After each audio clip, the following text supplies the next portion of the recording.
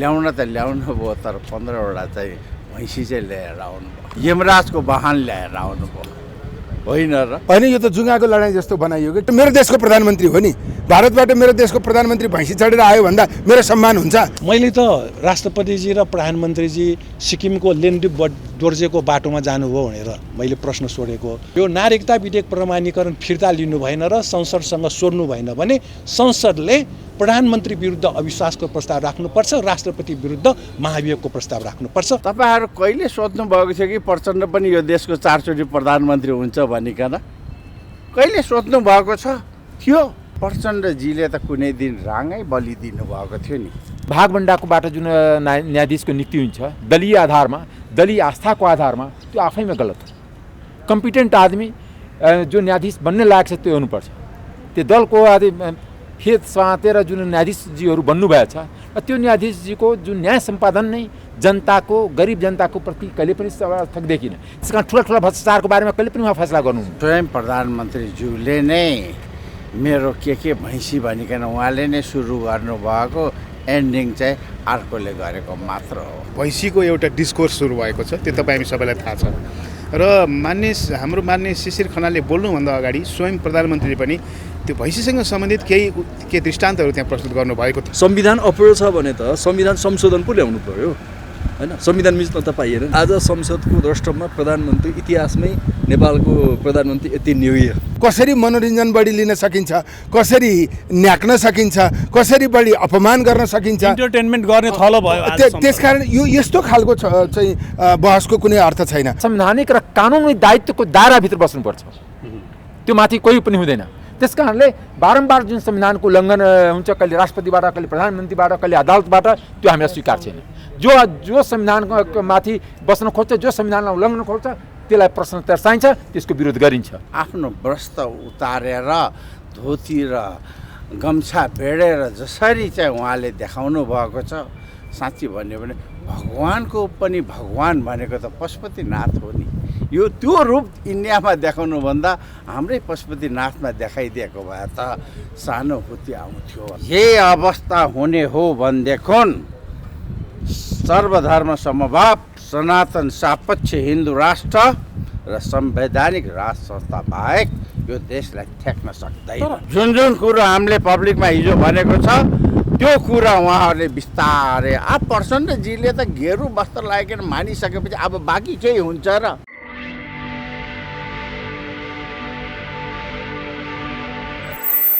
जस्तो चर्काचर्की जस्तो, क्रिया प्रतिक्रिया जस्तो र केही शब्दहरू चाहिँ सामाजिक स्तरमा अलिकता अपाचे पनि शब्दहरू जस्तो त्यस्तो किसिमको पायौँ। तपाईँले चाहिँ के पाउनुभयो? त्यस्तो त खासै मैले पाएन। जे भइराखेको छ, जे घटिराखेको छ, स्वयं प्रधानमन्त्रीज्यूले नै मेरो के भैँसी भनिकन उहाँले नै सुरु गर्नुभएको, एन्डिङ चाहिँ अर्कोले गरेको मात्र हो। त्यस कारण चाहिँ कुनै त्यस्तो होइन, जे भइराखेको छ, जसरी भारत भिजिट भइकन फर्किनु भयो त्योबाट प्रष्टै हुन्छ। मैले त भनिसकेको थिएँ, जनयुद्धको त्यो बेलामा सुरुङ खनेर जनयुद्ध गर्ने हाम्रो प्रधानमन्त्रीज्यू आज चाहिँ त्यहाँबाट सन्धि सम्झौता दिने भन्दा ल्याउन त ल्याउनु भयो, तर 15वटा चाहिँ भैँसी चाहिँ ल्याएर आउनुभयो। भैँसी होइन नि मान्यज्यू, राँगा लिएर आउनुभयो होला, यमराजको वाहन ल्याएर आउनुभयो, होइन र? प्रधानमन्त्रीको भारत भ्रमणको उपलब्धि तपाईँहरूले आज देखेको त्यति हो, 15वटा राँगा मात्रै होइन। मतलब अहिलेसम्म आएको जुन मिडियामा तपाईँहरूले दिनुभएको छ, गजबको फोटो तपाईँहरूले नै बनाइकन राख्नुभएको, त्यो त हामीले त होइन नि, तपाईँहरूले देखाइदिनु भयो, मैले हेर्ने मौका पाएँ। अरू क्षेत्रमा पनि केही 15वटा राँगाले 1 लाख भैँसी नस्ल गर्ने भन्ने कुरा त त्यो त सानोतिनो कुरा होइन। अब त्यो नस्ल गर्नको लागि त्यो राँगै ल्याउनु पर्दैन थियो, त्यसको चाहिँ एउटा ट्युबमा पनि आउँछ। धेरै त्यसमा मेरै जिल्लामा पनि इन्डियाबाट नेपालमै पनि कृत्रिम ऊ चाहिँ गर्भधारण गर्नको लागि त्यो आउँछ। त्यो कुनै ठुलो कुरो होइन, त्यही पनि 7 वर्ष पहिला दिन्छु भनेको मेरो पालीमा पर्यो, प्रधानमन्त्रीज्यूले भन्नुभएको, त्यो कुनै ठुलो कुरो होइन। तर चाहिँ जुन हिसाबबाट नागरिक विधेयकको चाहिँ डिबेट भयो यहाँ, वास्तवमा भन्ने हो भनेदेखि सबै एमाले मानेको माओवादी मानेका र काङ्ग्रेसले मानिसकेको विधेयक सबैले सहमति जनाएको रहेछ। त्यहाँ भने त्यो हाउसबाट पारित गरेको भए के अप्ठ्यारो हुन्थ्यो र? विरोध गर्ने हुन्छ भन्नेले हात उठाऊ भन्थे धेरै हुन्थ्यो, हुन्न भन्नेले हात उठाउनु कम्ती हुन्थ्यो, पास भइहाल्थ्यो नि। यो चाहिँ ढाकछेप र एयरपोर्टमा पुगेर प्लेनको सिँढीमा चढ्दै ल्याप्चा छाप हानिकन लग्नु जरुरी थिएन। या पहिला 1 महिना पहिला लगेको पनि हुन्थ्यो, 1 महिना पछि ल्याएको भए पनि हुन्थ्यो। रेशम चौधरीजीको बारेमा पनि त्यो चाहिँ जुन गरेको छ त्यसले अर्को सन्देश आएको छ। प्रधानमन्त्रीको भारत भ्रमणको क्रममा उहाँको जुन खालको धार्मिक रूपान्तरण देखियो नि, गेरु वस्त्रसम्म उहाँले धारण गर्नुभयो। अब तपाईँहरू हिन्दू राष्ट्रको माग गरिरहेको एउटा पार्टीको नाताले यो चिजलाई चाहिँ कसरी हेर्नु भएको छ यहाँले? होइन, यो त के छ भनेदेखि जुन रूपबाट मैले त हाउसमा पनि भने आफ्नो वस्त्र उतारेर धोती र गम्छा बेडेर जसरी चाहिँ उहाँले देखाउनु भएको छ, साँच्ची भन्यो भने भगवानको पनि भगवान भनेको त पशुपतिनाथ हो नि। यो त्यो रूप इन्डियामा देखाउनुभन्दा हाम्रै पशुपतिनाथमा देखाइदिएको भए त सहानुभूति आउँथ्यो। तर मान्यज्यू पूजा गर्ने कुरा त भगवान त सबै ठाउँका बराबर हो नि। तर चाहिँ यहाँ चाहिँ त्यो रूप देखेन नि हामीले। उहाँ प्रधानमन्त्री 4 चोटि हुनुभयो, कहिले पनि देखेन। यो 4थो चोटिमा इन्डियामा गइकन देखेँ, मलाई त खुसी लागेको। प्रचण्डको यो भारत भ्रमणमा यो रूपले चाहिँ तपाईँहरूलाई अलिक बढी हिन्दू राष्ट्र अब फर्काउन सकिन्छ नेपालमा भनेर आशावादी बनाएको हो? त्यो त विकल्प नै छैन। यदि यही अवस्था हुने हो भनेदेखि सर्वधर्म समभाव, सनातन सापेक्ष हिन्दू राष्ट्र र संवैधानिक राज संस्था बाहेक यो देशलाई ठेक्न सक्दैन। आज यताहरू जसरी चाहिँ भारतीय उसबाट चाहिँ विभिन्न क्षेत्रमा क्याप्चर गरिरहेको छ, मिडियाका साथीहरू, चौथो अङ्गका मिडियाका साथीहरू, 2-4वटा ठुल्ठुलो मिडिया इन्डियन यहाँ आएको खण्डमा तपाईँ हाम्रो चाहिँ बर्बाद हुन्छ। तर फेरि अब राजतन्त्र फर्किन्छ भन्नु चाहिँ पश्चगमन हो, त सम्भव छैन भन्छन् नेपालका ठुला राजनीतिक दलहरू। तपाईँहरू कहिले सोध्नु भएको थियो कि प्रचण्ड पनि यो देशको 4 चोटि प्रधानमन्त्री हुन्छ भनिकन? कहिले सोध्नु भएको छ? थियो? छैन। त्यो त समय र जनताले ल्याउने कुरो हो, पार्टीले होइन। जनता तातिसकेपछि कसैको केही लाग्छ। जस्तो प्रधानमन्त्रीले गेरु वस्त्र धारण गरेर जो महाकालेश्वर मन्दिरमा 108 किलो रुद्राक्ष चढाउँदा सबैभन्दा ठुलो आपत्ति, सबैभन्दा ठुलो कौतूहलता, सबैभन्दा धेरै टिका टिप्पणी यदि कसैले गरेको छ भने राप्रपाले गरेको छ। किन छटपट्टि हुन्छ तपाईँ? कहिले हामीले त्यो गरेनौँ। यता प्रष्ट रूपमा अहिले तपाईँले भन्नुभयो भैँसी होइन राँगा। प्रचण्डजीले त कुनै दिन राँगै बलिदिनु भएको थियो नि, तपाईँलाई पनि थाहा होला नि। भनेदेखि चाहिँ त्यही अनुसारको यो भएको कुनै ऊ छैन। सबैजना प्रचण्डजी मात्र होइन, सबैले चाहिँ एउटा सनातन सापेक्ष धार्मिक एजेन्डाको लागि जतिसुकै मान्छे बढ्यो त्यति नै हामी खुसी हुन्छौँ। म त प्रचण्डजीलाई धन्यवाद पनि दिन चाहन्छु। धार्मिक एजेन्डा तपाईँहरूको अब माओवादीले समेत गेरु वस्त्र धारण गरेर पूजापाठ गर्न थालेपछि त हाम्रो एजेन्डा उनीहरूले लाने भए भने तपाईँहरूलाई त चिन्ताको विषय। हामी 7 जनाले जितेको छौँ, हाम्रो एजेन्डा बोकेको जम्मा 7 जना छौँ। यो भित्र समानुपातिकबाट 14 जना भए, बाँकी त सबैजना यो छ नि आज भन्न थालिसकेको छ। जुन जुन कुरो हामीले पब्लिकमा हिजो भनेको छ त्यो कुरा उहाँहरूले बिस्तारै प्रचण्डजीले त गेरु वस्त्र लगाइकन मानिसकेपछि अब बाँकी केही हुन्छ र? काङ्ग्रेस ओके छन्, एमाले ओके छन्, र प्रचण्डजी ओके भइहाल्यो, हामी स्वतः छँदैछौँ। तर फेरि उहाँले आज भन्नुभयो नि संसदमै बोलेर चाहिँ म हिन्दू राष्ट्रको पक्षमा छैन, राजतन्त्र त हिन्दू राष्ट्रको पक्षमा, मोदीसँग एक शब्द बोलेको छैन मैले भन्नुभयो। फेरि तपाईँको त्यो दाबी त गलत भयो। सुन्नुहोस् न, समय परिस्थिति मौका जहाँ जहाँ फेला पार्छ त्यो त काँचुली वस्त्र परिवर्तन गरे जस्तो त हो नि उहाँको त होइन र? हिन्दुस्तानमा गयो त्यो पछि आइकन अब हेरिराख्नु, भोलि राजा आउने जस्तो पर्यो भने पशुपतिमा ठुलो पूजा उहाँले नै लगाउनुहुन्छ। धन्यवाद। संसदभित्र आज चाहिँ जुन किसिमको खैला बैला भयो, जुन किसिमको क्रिया प्रतिक्रिया भयो, यसलाई चाहिँ तपाईँहरूको पार्टीले कसरी लिएको छ बताउनुहोस् त? अब नागरिकता विधेयक, नक्सा र बङ्गलादेशको बाटोमा जग्गा सत्ता पता, यो 3टा विषयमा विवाद उठेको हो। भैँसीको विषय पनि उठ्यो, राँगाको विषय, त्यो अलि तपसिलका कुरा हो। मुख्य कुरा चाहिँ यो 3टा विषय हो। र यो यो नागरिकता प्रमाणीकरणमा प्रधानमन्त्री पुष्पकमल दाहालजीले मैले राष्ट्रपतिलाई अनुरोध गरेँ भन्नुभयो।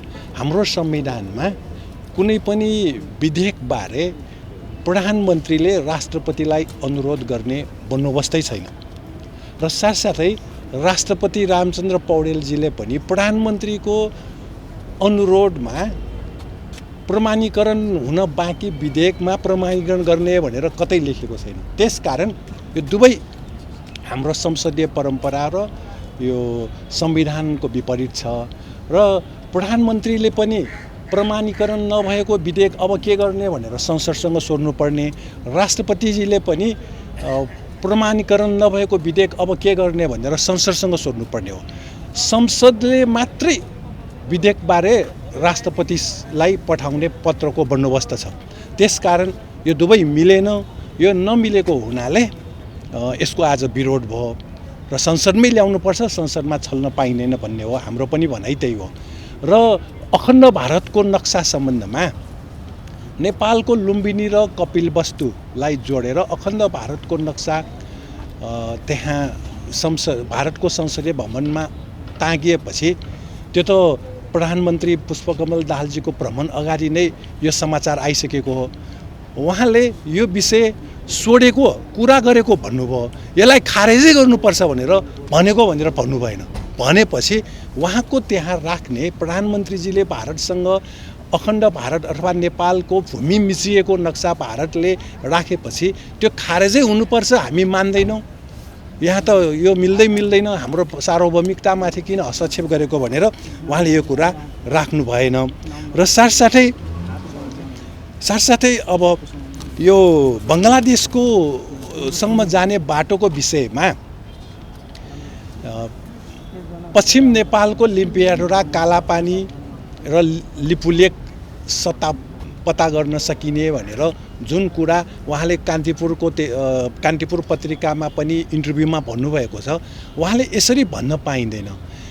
हामीलाई अन्तर्राष्ट्रिय कानुन अनुसार पारवन अधिकार सजिलो देशले दिनै पर्छ, त्यो भनेको भारत हो।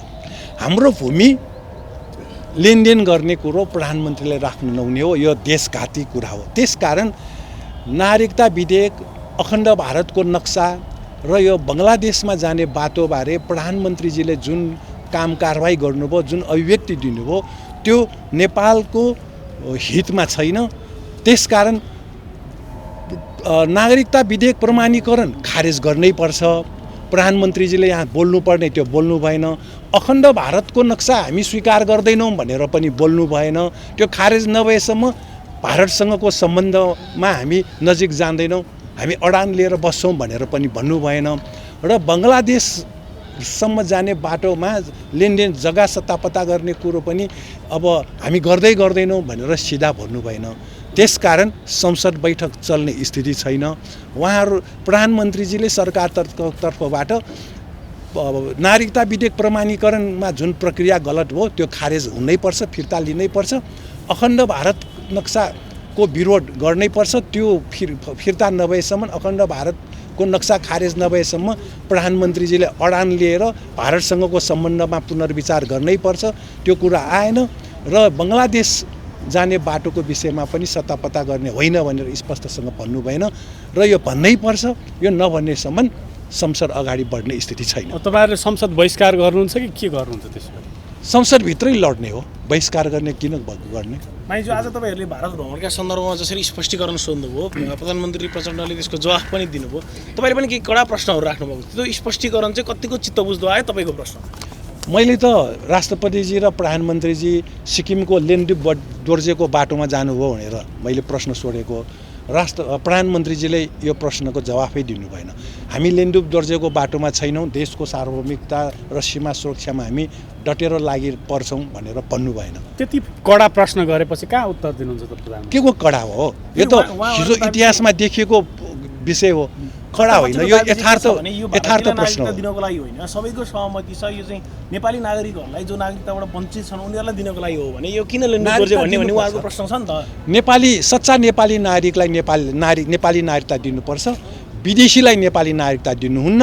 र त्यो दिने विषय अघिल्लो राष्ट्रपतिले चित्त बुझेन, प्रमाणीकरण गर्नु भएन। प्रमाणीकरण नभएपछि के गर्ने भन्ने कुरा संविधानमा उल्लेख छैन र प्रमाणीकरण नभएको विधेयक अगाडि बढाउने भन्ने कुरा पनि संविधानमा स्पष्ट उल्लेख छैन। त्यसकारण त्यसको निकास भनेको संसदमै ल्याउने हो। संसदमा नल्याउनु भएकोले यो देश काट भयो। राष्ट्रपति र प्रधानमन्त्रीबाट यो लेन्डुप डोर्जेको बाटोमा गयो भनेर हामीले आलोचना नागरिकतामा चाहिँ राष्ट्रपति र प्रधानमन्त्रीबाट अपराध भयो, अब अविश्वासको प्रस्ताव र महाभियोगतिर जानुपर्छ भन्नुहुन्थ्यो नि। आज त्यो आवाज चाहिँ सुनिएन फेरि। आज समय छैन, एक मिनटमा बोल्नुपर्ने भएकोले, तर म यहाँ फेरि दोहोऱ्याउन चाहन्छु, राष्ट्रपति र प्रधानमन्त्रीले यो नागरिकता विधेयक प्रमाणीकरण फिर्ता लिनु भएन र संसदसँग सोध्नु भएन भने संसदले प्रधानमन्त्री विरुद्ध अविश्वासको प्रस्ताव राख्नुपर्छ, राष्ट्रपति विरुद्ध महाभियोगको प्रस्ताव राख्नुपर्छ। यसको जिम्मेवारी, यसको अगुवाई प्रमुख विपक्षी दलले लिनुपर्छ। हस्, धन्यवाद। हस्, धेरै धेरै धन्यवाद। त्यहाँ असामान्य प्रकृतिका वर्डहरूलाई पनि सामान्य तवरबाट लिइन्छ के। आज त्यस्तै ब्याटल संसद भवनभित्र देख्न सकियो। यो के भइरहेछ बताउनुहोस् त। होइन, एउटा कुरा के हो भने हामी तथ्यगत रूपमा छलफलमा अगाडि बढ्नुपर्छ। संसद भनेको कानुन र संविधान अनुसार चल्ने थलो हो र जनताको अधिकार, जनताको विकास, जनताको समृद्धिको बारेमा चर्चा गर्ने थलो हो। तर बिना तुकको छलफल गरेर हामी कहीँ पनि पुग्दैनौँ।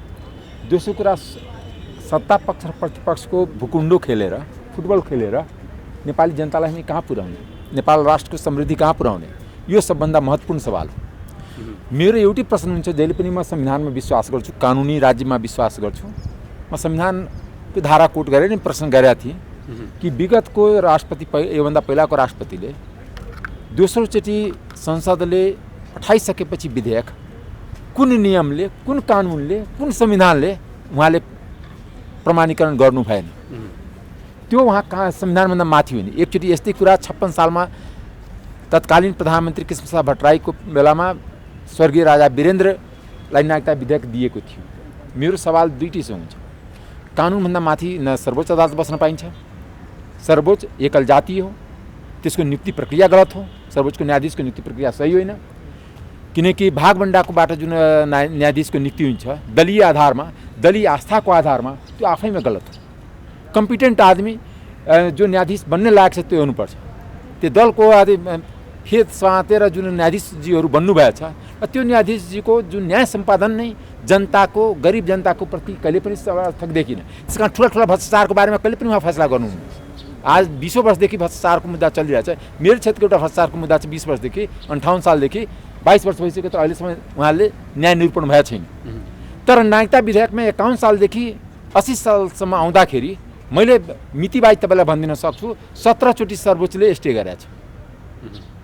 किनकि त्यो एउटा गरिब समुदायको कुरा हो। आज तपाईँलाई म बताउँछु, कुनै धनी या कुनै उद्योगपतिको नागरिकताको समस्या छ, त्यो बाहिरबाट आएर उद्योगपतिहरू कसरी नागरिकता लिए, त्यसको बारेमा कहिले पनि सञ्चार माध्यमले पनि प्रश्न उठाउन सकेन।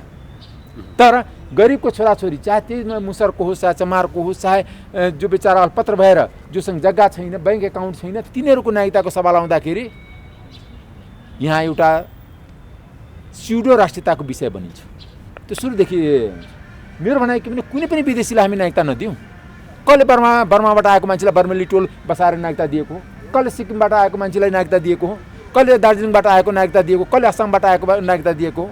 दोस्रो कुरा, अदालतले संविधानभित्र बस्नुपर्छ। राष्ट्रपति संविधानभित्र बस्नु भएन, संविधान पालना गर्नु भएन भनेर भन्नुभयो होइन। तर प्रधानमन्त्रीले अब हामी त्यता कारबाही गर्ने अथवा चाहिँ त्यो मुद्दा उल्झाउने पक्षमा हामी नजाम होइन। प्रधानमन्त्री होइन, मैले होइन, एउटा कुरा के भने विगतको राष्ट्रपतिले जुन प्रमाणीकरण गर्नु भएन त्यो घोर संविधानको उल्लङ्घन हो। संविधानको पालन नगर्ने, यदि हामी संविधानवादलाई नमान्ने, हामी देश कहीँ पुग्न सक्दैन। बारम्बार संविधानको उल्लङ्घन हुन्छ। होइन, राष्ट्रपति प्रधानमन्त्रीले संविधान नमान्न पनि त छुट रहेछ नि त आखिर। त्यसैको त मैले विरोध गरेको छु नि। त्यसैको मैले विरोध के गरेको छु भने संविधान भनेको साना मान्छेलाई होइन, त्यसो भए अहिले त्यही छ नि, यसलाई भन्छ रुल बाई ल, रुल अफ ल होइन। म रुल अफ लको लागि सङ्घर्ष गरिरहेको छु तपाईँहरूको अगाडि। म संविधानवादको लागि संविधानभन्दा माथि कोही पनि नेपाली छैन। संविधान सबैको लागि बराबर, चाहे राष्ट्रपति हुन्, चाहे प्रधानमन्त्री हुन्, चाहे एउटा हलो जोत्ने किसान होस्, चाहे एउटा मजदुर हुन्, चाहे एउटा विभिन्न पेसा व्यवसायिक हुन्, सबैको लागि सबैले संविधान र कानुनमा हुनुपर्छ र आफ्नो संवैधानिक र कानुनी दायित्वको दायराभित्र बस्नुपर्छ। त्यो माथि कोही पनि हुँदैन। त्यस कारणले बारम्बार जुन संविधानको उल्लङ्घन हुन्छ, कहिले राष्ट्रपतिबाट, कहिले प्रधानमन्त्रीबाट, कहिले अदालतबाट, त्यो हामीलाई स्वीकार छैन। जो संविधानको माथि बस्न खोज्छ, जो संविधानलाई उल्लङ्घन खोज्छ, त्यसलाई प्रश्न दर्शाइन्छ, त्यसको विरोध गरिन्छ। जो आज मैले भए प्रतिनिधि सभा मैले विरोध गरेकै थिएँ। समय दिनुभयो, धेरै धेरै धन्यवाद। हस्, धन्यवाद। मानिस स्वागत छ यहाँलाई। हस् धन्यवाद।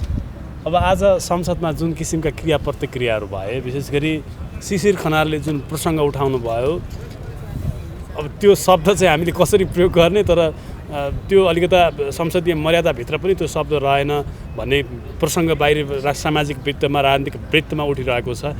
यस्तो किन भइरहेछ? आखिर के भइरहेछ? देशको स्थिति परिस्थिति कता छ? संसदहरू कुन बहकापमा बोलिरहेका छन्? बताउनुहोस् त मलाई।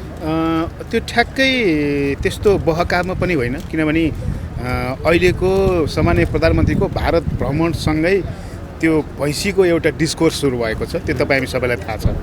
र हाम्रो मान्य शिशिर खनालले बोल्नुभन्दा अगाडि स्वयं प्रधानमन्त्रीले पनि त्यो भैँसीसँग सम्बन्धित केही दृष्टान्तहरू त्यहाँ प्रस्तुत गर्नुभएको थियो। अब हेर्नुहोस्, यो भाषाको चाहिँ नि कस्तो हुन्छ भने भाषाको धेरै त्यसका आयामहरू हुन्छन्। भाषालाई कसरी प्रयोग गरियो भन्ने हुन्छ। हामी के कुरा मान्दछौँ, राष्ट्रिय स्वतन्त्र पार्टी के कुरा मान्दछ भने सबैका मर्यादा हुन्छन्, भाषा हुन्छ, एउटा सुसंस्कृत हुन्छ। अब मान्य शिशिर खनालज्यूले त्यो त्यसलाई अलिकति मेटाफोर भन्छ नि, अलिकति अलङ्कारिक हिसाबमा त्यो प्रसङ्ग उगाउन खोज्नु भएको थियो। तर त्यसलाई ठ्याक्कै साथीहरूले बुझिदिँदाखेरि त्यो चाहिँ प्रतिरोधका हिसाबमा त्यसरी ठ्याक्कै बुझिदिनु भयो। मैले त पछि अनौपचारिक रूपमा भने पनि तपाईँले ठ्याक्कै त्यसलाई नगरिदिनु भएको भए त्यस्तो। अब त्यसरी सत्ता श्रृङ्गार र प्रयास गर्नुभयो, तर श्रृङ्गार र प्रयास गरेर पनि मलाई थाहा छ होइन, हामीले त्यो बुझेका छौँ। हामी यो विषयमा हामी त हेर्नु संसदमा ओरिएन्ट गरेर, संसदमा सबै छलफल गरेर एउटा व्यवस्थित तरिकाले आउने पार्टी हो होइन, त्यो तपाईँलाई पनि थाहा छ। तर अब कहिलेकाहीँ यो घटनाहरूमा केहीहरूमा कहिलेकाहीँ मान्छे त्यो सामान्य ठुलो त्यस्तो त्रुटि होइन, त्यो सामान्य कुरा हो। तर त्यसलाई टेकेर हामीले मूल काम बिर्सेर त्यसमा छलफल बस फेरि सत्तापक्ष यसै पनि बहुमत छ। हेर्नुहोस् होइन, सत्तापक्षले त्यसरी एग्रेसिभ भइदिँदाखेरि हामीलाई पनि अलिकति चित्त दुख्यो कि त्यति धेरै बल मिचाइ नगरिदिएको भए हुन्थ्यो भन्ने लागेको। तर त्यो अब सभामुखज्यूले त्यसमा रुलिङ गरिसक्नु भएको छ, त्यो विषयमा अब हामीले धेरै बहस गर्नु परेन। तर संसदमा यस्तो गतिविधिहरू भइरहँदा अन्ततोगत संसदको मर्यादा अथवा संसदमाथि प्रश्न उठ्छ कि भन्ने एउटा कुरा हो। तर के लाग्छ भने फेरि हामीले यो वेस्टमिन्स्टर पार्लियामेन्टेरियन डेमोक्रेसीलाई बुझ्ने हो भने यही नै हो, संसदमा यस्तो हुने गर्छ। हामीले मान्छेलाई अप्ठ्यारो पर्ने गरी हिंसामा जानु भएन, तर बहस छलफल त तातो तातो हुन्छ। तपाईँले अन्य देशका पार्लियामेन्टहरू पनि हेर्नुभयो भने यो खालको बहस हुने ऱ्याप ब्याटल हुन्छ नि मान्यज्यू होइन, त्यहाँ केही शब्दहरू चाहिँ जसरी प्रयोग गरे पनि पाइने हुन्छ कि त्यस्तै भयो आजको ब्याटल यो संसद। त्यस्तो हुँदै गएको छ भने पनि हामीले त्यसलाई रोक्नुपर्छ, यो हाम्रो जिम्मेवारी हो। तर मलाई लाग्छ आजकै विषयमा त्यो संसदको हाम्रो होल अभ्यासलाई तपाईँले आजको त्यो एउटा घटनामा बसेर फेरि हेरिदिनु भएन। हामीले हिजो जस्तो गरेका थियौँ त्यसलाई पनि राख्नु पर्यो। तर सम्झिनु पर्ने कुरा हेर्नुहोस् न, देशमा यत्रो व्यथिति छ, भ्रष्टाचार छ, दुनियाँ छ, युवाहरू चाहिँ हजारौँ हजार युवाहरू आज पनि त्रिभुवन विमानस्थलबाट खाडी उडिरहेका छन्। तपाईँ हामी बोलिरहँदा माथि जहाज उडिरहेको छ, त्यो जहाजमा खाडी उडिरहेका युवाहरू छन्। यी तमाम विषयवस्तुहरूलाई राष्ट्रिय स्वतन्त्र पार्टीले उठाउँछ भन्ने थियो। सरकारमा चाहिँ यो एउटा बलियो आवाज बन्छ र सरकारलाई घचघच्याउँछ भन्ने थियो। भैँसीको प्रसङ्ग, राँगाको प्रसङ्ग होइन, हामी उठाउँछौँ, हामीले उठाइरहेका छौँ र यो उठाउनकै लागि राष्ट्रिय स्वतन्त्र पार्टीको राजनीति उठेको हो, यसमा शङ्का गर्नु परेन। तर संसदमा विषयवस्तु के छ, हामीले सबै विषयवस्तु, आजको विषयवस्तु एउटा हुन्छ, कार्यसूची एउटा हुन्छ, भोलिको अर्को हुन्छ, ती सबै कुरालाई एकातिर राखेर हामीले त्यो हाम्रो कुरा मात्रै गर्ने भन्ने पनि हुँदैन। हामी अहिले बजेटमाथि छलफलका क्रममा छौँ। बजेटमाथि छलफल गरिरहँदाखेरि यही बिचमा प्रधानमन्त्रीको भारत भ्रमण भयो। अब प्रधानमन्त्रीको भारत भ्रमण, त्यहाँमाथि भारत जस्तो हाम्रो एउटा छिमेकी राष्ट्रको भ्रमणमा संसदमा कुरा नउठ्ने भन्ने नै हुँदैन। त्यहाँ के भयो होला, कसो भयो होला, यावत कुराहरू हुन्छ। यो खासै धेरै ठुलो कुरा होइन। तर तपाईँले भनेको कुराहरू, आम संसार जगतले ध्यान आकर्षण गराएको कुरा, बौद्धिक समाजले गरेको कुरामा संसदको एउटा तौर तरिका, मूल्य, मान्यता र मर्यादा हुन्छ। त्यो कुरा हामीलाई राम्रोसँग थाहा छ र हामी त्यो गर्नेछौँ। जय होस्। मानिज्यू नमस्कार, यहाँलाई हजुर हजुर। ल जस्तो अब यो मरेको विधेयक बिउताएर राष्ट्रपतिबाट लालमोहर लगाइयो, यसरी बिउताउन मिल्ने भए 17,000 जुन सशस्त्र सङ्घर्षमा मारिएका थिए तिनीहरूलाई पनि बिउताए हुन्छ भनेर भन्नुभएको थियो। तर सत्ता पक्षले त्यस्तो क्लियरिफिकेसन तपाईँहरू प्रतिपक्षलाई दियो कि यो मरेको विधेयक होइन, यो जिउँदो विधेयक हो, तर यसलाई चाहिँ आइसोलेसनमा थन्काइएको थियो भन्ने खालको प्रतिक्रिया त दियो नि त्यो सत्ता पक्षले। तपाईँहरू क्लियर हुनुभयो अब यो नमरेको रहेछ भन्ने? नागरिकता विधेयकको सन्दर्भमा सम्मानित सर्वोच्च अदालतमा पनि छलफल भइरहेको छ र हिजो मात्रै सम्मानित सर्वोच्च अदालतले अल्पकालीन अन्तरिम आदेश दिएको छ। त्यसको मतलब के बुझियो भने अल्पकालीन अन्तरिम आदेशको मतलब के हो भने मन्त्री परिषदको सिफारिसमा राष्ट्रपतिले जुन असंवैधानिक कदम चाल्नुभयो त्यो ठिक छैन। हिजोको अदालतको पहिलो निर्णय त्यो हो, अदालतले त्यो गरिसक्यो। अदालतको व्याख्या भनेको त्यो संविधान सरह नै हुन्छ। त्यहाँदेखि हिजो अदालतको पहिलो स्टेपमै त्यो व्याख्या गरेको छ र 26 गते दुवै पक्षलाई संवादको निम्ति छलफलको निम्ति बोलाएको छ। हामीले बडा मजाले संसदमा राखि नै सक्यौँ। आज यस विषयमा धेरै छलफल पनि भएको छ। विशेष गरिकन संविधानको धारा 111 ले विधेयकहरू कसरी प्रमाणित हुन्छ भन्ने कुरा यहाँ उल्लेख भएको छ, धारा 111 मा छ। र जब प्रतिनिधि सभा हुँदैन, उसको आयु सिद्धिन्छ, अर्को चुनाव पनि भएका हुँदैन, त्यसपछि अर्को प्रतिनिधि सभा आउँछ, त्यो अघिल्लो प्रतिनिधि सभाले गरेका सबै काम कारबाहीहरू चाहिँ नै निष्क्रिय हुन्छन्। यो कुरा बडा प्रष्ट ढङ्गले यो संविधानमा उल्लेख भएको छ। त्यसैले यो नागरिकता सम्बन्धी विधेयक भनेको मूलत अघिल्लो प्रतिनिधि सभाको बिजनेस हो, अघिल्लो प्रतिनिधि सभाले अगाडि बढाएको हो। त्यसो हुँदा अहिलेको प्रतिनिधि सभाले त्यसलाई अनरसिप लिँदैन, त्यसको निम्ति फेरि प्रतिनिधि सभामा अर्को विधेयक आउनुपर्छ। अब राष्ट्रपतिको सन्दर्भमा प्रधानमन्त्रीले केही झुट कुरा बोल्नु भएको छ। यदि राष्ट्रपतिलाई त्यो अधिकार हुँदैन थियो भने कि त उहाँहरूले त्यो बेला राष्ट्रपतिमाथि महाभियोग लगाउनु पर्थ्यो, यदि उहाँले संविधान मिचेको हो भने, होइन। प्रश्न के छ भने राष्ट्रपतिले प्रमाणीकरण गर्नेछ, राष्ट्रपतिलाई अप्सन छ, नगर्न पनि सक्छ, होइन। त्यस कारण यसको कानुनी व्याख्या हुनुपर्छ। संविधान अपुरो छ भने त संविधान संशोधन पो ल्याउनु पऱ्यो, होइन। संविधान मिच्न त पाइएन नि। अर्को कुरा हाम्रो जिक्यो के हो भने पहिलाको राष्ट्रपतिले संविधान मिच्नुभयो, संविधान विपरीत उहाँले चाहिँ प्रमाणीकरण गर्नुभयो, उहाँहरूलाई त्यस्तो लाग्यो भने भनेर त आज सत्तापक्षले भनिरहेको छ। उहाँहरूलाई त्यस्तो लागेको हो भने संविधान संशोधनको कुरा ल्याउनु पऱ्यो नि। संविधान संशोधन त ल्याउनु भएन उहाँहरूले। त्यस कारण हाम्रो जिक्यो के हो भने यो विधेयक भनेको चाहिँ नै प्रतिनिधि सभामा अथवा राष्ट्रिय सभामा मात्रै उत्पत्ति हुन्छ। आज बडा प्रधानमन्त्रीले गलत व्याख्या के गर्नुभयो भने क्याबिनेटले, सरकारले यो चाहिँ विधेयक उत्पत्ति गर्छ भन्नु, कहीँ पनि छैन दुनियाँमा, कहीँ नभएको के। यस्तो असैद्धान्तिक कुरा गरेर प्रधानमन्त्रीले त सूचित मात्रै गरेको, हामीले प्रस्ताव गरेको होइन, होइन, त्यो ढर्रामा थन्काएर राखेको छ भनेर सूचित उहाँले विधेयक नै उत्पत्ति गर्ने भनेको सरकारले उत्पत्ति गर्छ भन्नु हो के। सरकारले विधेयक उत्पत्ति गर्ने होइन, सरकारले विधेयक संसदमा ड्राफ्ट पठाउने हो, जस्ट फिनिस सरकारको काम। त्यसपछि उहाँले प्रतिनिधि सभामा पठाउनुहुन्छ, प्रतिनिधि सभा मार्फत छलफल हुन्छ, राष्ट्रिय सभामा जान्छ, दुवै सदनले गरेपछि अनि सभामुखले तपाईँको चाहिँ राष्ट्रपतिकोमा पठाउने हो, राष्ट्रिय सभामा पठाउनुहुन्छ, त्यहाँ छलफल हुन्छ, प्रतिनिधि सभामा आउँछ, फेरि राष्ट्रिय सभामा जान्छ, अनि तपाईँको राष्ट्रपतिकोमा विधेयक प्रमाणीकरण गर्न पठाउने हो। यति छर्लङ्ग कुरा छ। जस्तो प्रधानमन्त्रीले त्यही विषयलाई चाहिँ यो अनुरोध मात्रै हो, यो सिफारिस होइन भनेर पनि आफ्नो बचाउ गर्नु हो नि। त्यो विधेयक प्रमाणीकरण गर्न अनुरोध गर्ने मन्त्री परिषदलाई कहाँ छ त अधिकार यो संविधानमा? तपाईँहरू पढ्नु भएको छ, यहाँ कहीँ छ? हामीलाई बताइदिनु त ल, मैले पढ्न जानिनँ भने। विधेयक प्रमाणीकरण गर्न सिफारिस अथवा अनुरोध गर्ने अधिकार क्याबिनेटको हुन्छ भन्ने कहीँ लेखा छ? मन्त्री परिषदको हुन्छ भन्ने कहीँ लेखा छ? होइन। अनुरोध गर्नुहोस् कि सिफारिस गर्नुहोस् कि निवेदन गर्नुहोस् कि त्यो गैर सम्मत हेर्नुहोस्। अब जनताका प्रतिनिधिहरूलाई यसरी प्रधानमन्त्रीले ढाँड्दै गर्दाखेरि प्रमुख प्रतिपक्षको रूपमा यहाँहरूको भूमिका चाहिँ के हुन्छ? आज संसदको द्रष्टमा प्रधानमन्त्री इतिहासमै नेपालको प्रधानमन्त्री यति निरीह होइन, कहिले पनि प्रस्तुत भएको। सत्तापक्षले प्रतिपक्ष निरीह भयो किनभने जनताले उहाँसँग कुनै तर्कै थिएन नि त, उहाँसँग कुनै तर्क थिएन। उहाँको चाहिँ भारतभरमा त्यसै कमजोर छ, फितलो छ। उहाँले चाहिँ यो विधेयक प्रमाणीकरणको गलत बाटो समाउनु भएको छ, अदालतले त्यो कुरा समाइदिइसकेको छ भनेपछि उहाँसँग कुनै लजिक थिएन, तर्क थिएन नि त। त्यसपछि उहाँ चाहिँ अनि कुतर्क गर्ने, टालटुल गर्ने, अनि भावनात्मक कुरा गर्ने, सेन्टिमेन्टल ब्ल्याकमेलिङ गर्ने। प्रधानमन्त्रीको काम सेन्टिमेन्टल कुरा गर्ने होइन, प्रधानमन्त्रीको कुरा भनेको पोलिटिकल कुरा गर्नु पऱ्यो, होइन। पार्लियामेन्टलाई ढाँट्नु भएन। मैले चाहिँ त्यो बङ्गलादेशको सिमानासम्म जाने बाटो खोइ गए होइन, हामीले अडियो सुनाइदिएको छौँ त त्यहाँ उहाँले बोलेको। अनि भारतको भूमिमा गएर नेपालको सिमानाको बारेमा कन्ट्रोभर्सियल वक्तव्य दिने, यहाँ राजनीतिक दलहरूसँग छलफल गर्ने नि। अर्को छिमेकी मुलुकमा गएर हाम्रो देशको सीमा जस्तो संवेदनशील विषयमा स्टेटमेन्ट दिन मिल्छ?